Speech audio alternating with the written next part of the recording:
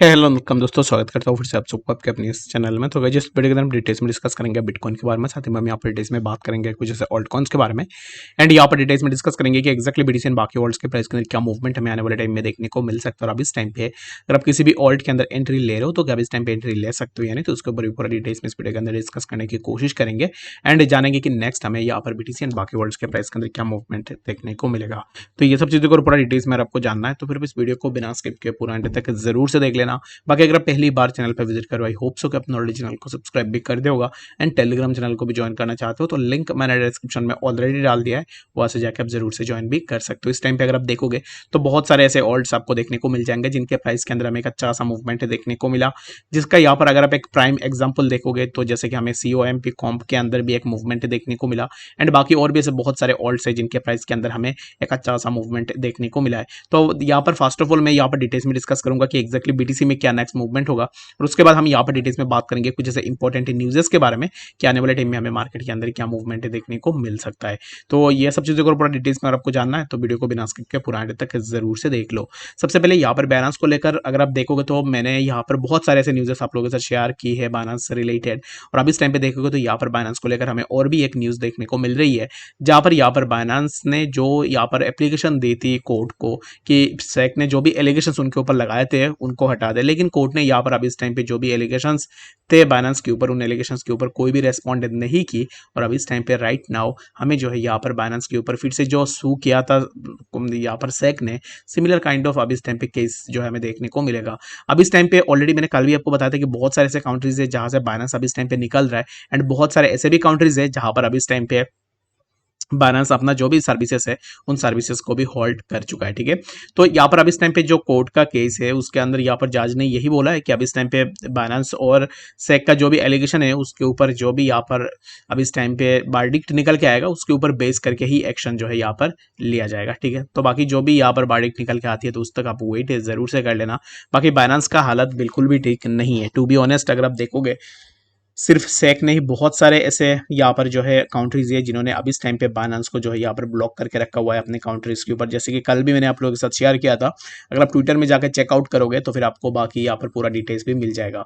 तो यहाँ पर मेरा इन शॉर्ट में कहने का मतलब यही है कि अगर आप ट्रेड कर रहे हो वेल एंड गुड, आप ट्रेड करो, बट यहाँ पर you have to be careful about that कि एक्जैक्टली अगर आप ट्रेड करो तो फिर आपको अपना जो भी फंड्स है उन फंड्स को जो है आपको यहाँ पर डाइवर्सिफाई करके रखना है। एक जगह पे आपको फंड्स बिल्कुल भी नहीं रखनी है। ठीक है, तो डाइवर्सिफाई करना है मतलब यही है कि अगर आपका बाइनेंस के अंदर अकाउंट है तो फिर आप बाइनेंस में ही अकाउंट रखो, इसमें कोई दिक्कत नहीं है।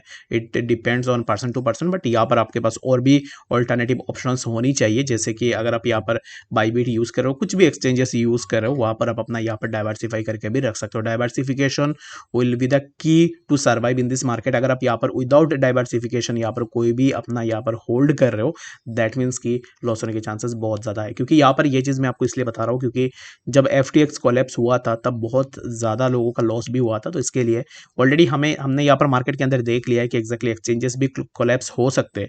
तो इसके लिए हमें किसी भी एक्सचेंज के ऊपर डायरेक्ट यहाँ पर आंख बंद करके ट्रस्ट नहीं करनी है। हमें यहाँ पर ऐसे सोचना है कि एक्जैक्टली जो भी हमारा फंड्स है उन फंड्स को कैसे करके हम डाइवर्सिफाई करके रखें ताकि हमारा जो भी फंड है वो फंड सेफ रहे। ठीक है, तो इसके लिए आप यहाँ पर कोई भी कुछ भी एक्सचेंज यूज़ करो तो उन एक्सचेंजेस के ऊपर अपना फंड को जो है यहाँ पर डाइवर्सिफाई करके रख सकते हो। बाकी यहाँ पर मैं हमेशा के लिए यहाँ पर यही रिकमेंड करता हूँ कि अगर आपके पास कोई भी हार्डवेयर वॉलेट है, अगर आप बहुत बड़ी अमाउंट में अपने क्रिप्टोस को होल्ड करने का सोच रहे हो तो ट्रस्ट वॉलेट के अलावा कि आपके पास यहाँ पर हार्ड वॉलेट का भी ऑप्शन रहेगा, तो हार्ड वॉलेट भी आप परचेज करके उसके अंदर भी अपना जो भी अमाउंट है उसको स्टोर भी करके रख सकते हो। ठीक है, तो that's it from my side कि अब इस टाइम पे मैंने आपको ऑलरेडी बता दिया बैलेंस को लेकर जो भी न्यूज़ निकल के आएगी मैं ट्विटर एंड यहाँ पर यूट्यूब के अंदर भी आप लोग के साथ डिटेल्स में डिस्कस करूंगा। रीजन बिंग क्योंकि balance one of the well renowned exchanges है क्रिप्टो के अंदर। अगर इसके अंदर कुछ भी यहाँ पर ऐसे नेगेटिव आती है दैट मीन्स कि मार्केट यहाँ पर मिनटों में ही मार्केट के अंदर सब कुछ चेंज हो सकता है। तो इसके लिए आपको न्यूज़ेस को ज़्यादा प्रायोरिटी देनी है अभी इस टाइम पे फिलहाल के लिए, rather than giving more priority to technical analysis. Technical analysis यहाँ पर की है ट्रेडिंग का, बट अभी इस टाइम पे कुछ भी न्यूज़ अगर नेगेटिव निकल के आती है चाहे कुछ भी बुलिश हो, लेकिन आपको मार्केट के अंदर डीप डाइव देखने को मिलेगा। ठीक है, आई होप कि आपको यहाँ पर इस न्यूज़ के बारे में समझ में आ गया होगा। तो चलिए हम बात करते हैं बीटीसी के बारे में कि एक्जैक्टली बीटीसी में हमें नेक्स्ट क्या मूवमेंट देखने को मिल सकता है। तो बीटीसी का अगर आप देखोगे तो प्राइस यहाँ पर सिमिलर काइंड ऑफ, जैसे हमने यहाँ पर प्रीवियसली प्रेडिक्ट किया था कि प्राइस के अंदर क्या मूवमेंट हो सकता है, तो सिमिलर काइंड ऑफ मूवमेंट अभी इस टाइम पे फिलहाल हमें देखने को मिल रहा है, जो कि प्राइस ने ऑलरेडी इसी जोन को हिट किया है, जो कि है 30,600 एंड 30,600 को बीडीसी ब्रेक नहीं कर पाया, और यहाँ से हमें इस टाइम पे प्राइस के अंदर फर्दर थोड़ा डीप डाइव देखने को मिल रहा है। तो बीडीसी अब इस टाइम पे नेक्स्ट यहाँ पर इसी जोन तक आप यहाँ पर एक्सपेक्ट कर सकते हो 30,461 के आसपास अगर बीडीसी आता है, दैट मीन्स कि यहाँ से हमें प्राइस के अंदर थोड़ा मूवमेंट जरूर से देखने को मिल सकता है। बट फॉर नाउ अगर आपका यहाँ पर कोई भी लॉन्ग पोजीशन था बीडीसी के अंदर, तो मेरे हिसाब से इस टाइम पे आपको बुक जरूर से कर लेनी चाहिए। बाकी अगर आपने कोई भी लॉन्ग या फिर शॉर्ट पोजीशन नहीं ली है बीटीसी के अंदर, तो मेरे हिसाब से अब इस टाइम पे आप थोड़ा वेट एंड वॉच जरूर से कर सकते हो। अब अगर बीटीसी यहाँ पर अबव दिस जोन ब्रेकआउट दे देता है 30,700, then you can go for a long position. अगर यहाँ पर इसी जोन से ब्रेकआउट नहीं ले पाता है, प्राइस यहाँ पर इसी जोन के साइड में ही कंसोलिडेट होता है, दैट मीन्स कि आप क्या कर सकते हो कि यहाँ से जो है अपना एक शॉर्ट पोजीशन ओपन करके भी एक अच्छा सा प्रॉफिट ले सकते हो। बाकी यहाँ पर जो भी मैं आपको बता रहा हूँ, कोई भी फाइनेंशियल एडवाइस ऐसा कुछ भी नहीं है, मैं अपना पर्सनल ओपिनियन एंड थॉट्स जो है यहाँ पर मैं आपके साथ शेयर कर रहा हूँ। बाकी अगर आपको ये चीज़ सही लगे तो उसके ऊपर जो है आप अपने अकॉर्डिंग से ही देख सकते हो, ठीक है। बाकी यहाँ पर किसी भी चीज़ को आपको यहाँ पर एज ए फाइनेंशियल एडवाइस बोल के नहीं लेनी है, ठीक है। तो बाकी यहाँ पर बीटीसी के लिए बस इतना ही। अगर आप यहाँ पर बाकी ऑल्ट्स को देखोगे तो ऑल्ट्स के अंदर भी सिमिलर काइंड ऑफ मूवमेंट्स हमें देखने को मिले हैं। तो सबसे पहले हम यहाँ पर बात कर लेते हैं बीटीसी के बारे में, यहाँ पर बीएनबी के बारे में। तो बीएनबी के ऊपर मैं हर एक वीडियो के अंदर मैं डिस्कस इसलिए करता हूँ क्योंकि मैंने ऑलरेडी आपको बताया कि बाइनेंस को लेकर जब भी कोई भी न्यूज़ निकल के आएगी या फिर बाइनेंस अगर कुछ भी हार्डल में रहेगा, दैट मीन्स कि बीएनबी के ऊपर हमें इम्पैक्ट जरूर से देखने को मिलेगा। एंड बहुत सारे लोग ऐसे भी है जिन्होंने आंख बंद करके बीएनबी के ऊपर ट्रस्ट भी करके रखा हुआ है। तो मैं बस यही बोलूँगा कि यहाँ पर क्रिप्टो के अंदर बीटीसी एंड इथेरियम, इन दोनों के ऊपर यहाँ पर लोग ज़्यादा से ज़्यादा ट्रस्ट करते हैं। बट यहाँ पर अगर आप ट्रस्ट कर रहे हो किसी पर्टिकुलर प्रोजेक्ट को, it's nothing bad with that. But यहाँ पर आपको ये हमेशा से सोचना है कि एग्जैक्टली अगर बाइनेंस एक्सचेंज के अंदर कुछ भी होता है, जैसे अब इस टाइप नेगेटिव न्यूज़ निकल के आ रही है, बाइनेंस का ही प्रोडक्ट है बीएनबी, तो अगर बाइनेंस को लेकर कुछ भी यहाँ पर नेगेटिव चीज़ें आती है, दैट मीन्स कि हमें प्राइस के अंदर ड्रॉप डाउन देखने को मिलेगा। अगर मैं एग्जांपल के लिए एफटीएक्स को लूँ तो फिर एफटीटी टोकन तो एफटीएक्स का ही था, तो एफटीएक्स टोकन का जो एफटीटी था उसके प्राइस के अंदर भी हमें बहुत ज़्यादा ड्रॉप डाउन देखने को मिला है।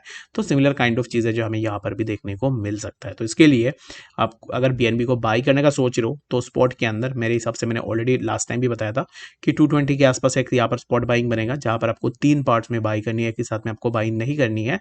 एंड आपको जो है यहाँ पर 150 या फिर $180 तक आपको वेट करनी है, और उसके बाद जाके जो आपका बाइंग है उस बाइंग को कंप्लीट करनी है। और जब भी आप बाई करोगे स्पॉट के अंदर ही क्यों ना हो, लेकिन आपको स्टॉप लॉस आपका ज़रूर से रहनी चाहिए, ठीक है।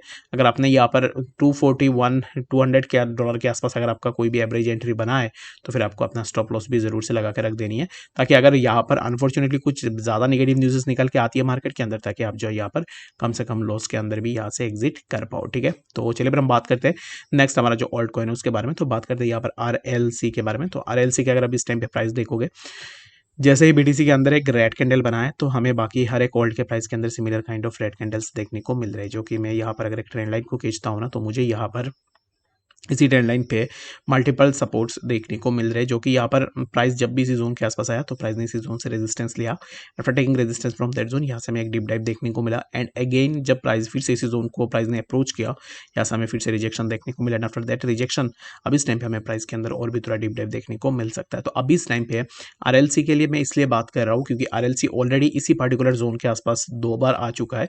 तो अभी इस टाइम पे RLC के लिए एक चांस यही रहेगा कि प्राइस इसी जोन के आसपास अपना सपोर्ट को होल्ड कर ले, जो कि है 1.3680 इसी जोन के आसपास अगर वो अपना सपोर्ट को होल्ड कर लेता है, दैट मीन्स कि क्या होगा कि यहाँ से हमें प्राइस के अंदर फर्दर एक मूवमेंट देखने को मिलेगा, जो कि एक मूवमेंट हम यहाँ से एक्सपेक्ट कर सकते हैं। जैसे कि प्राइस इसी जोन के आसपास आया, यहाँ पर प्राइस ने अपना यहाँ पर रिजेक्शन लिया, आफ्टर टेकिंग दैट रिजेक्शन यहाँ पर प्राइस ने अपना सपोर्ट को होल्ड किया। After holding support over that zone, यहाँ से हमें प्राइस के अंदर कुछ इस तरीके के मूवमेंट्स जो हम यहाँ पर RLC के अंदर एक्सपेक्ट कर सकते हैं। तो अब इस टाइम पे RLC का जो यहाँ पर मैंने जोन बताया कि उसका प्राइस का जो जोन होगा वो होगा 1.3663 के आसपास। आई होप कि आपको यहाँ पर ये बात भी समझ में आ गई होगी कि एग्जैक्टली RLC के प्राइस के अंदर क्या नेक्स्ट मूवमेंट हमें देखने को मिल सकता है। बाकी और कुछ भी यहाँ पर आपका कन्फ्यूजन है ना, आप मुझे कमेंट सेक्शन के अंदर ज़रूर से बता देना, क्योंकि जो भी आपका कन्फ्यूजन होगा उसके ऊपर मैं यहाँ पर आंसर करने की कोशिश ज़रूर से करूँगा। बाकी इस वीडियो के लिए फिलहाल इतना ही, मिलते हैं नेक्स्ट अपडेट्स के साथ, तब तक के लिए गुड बाय।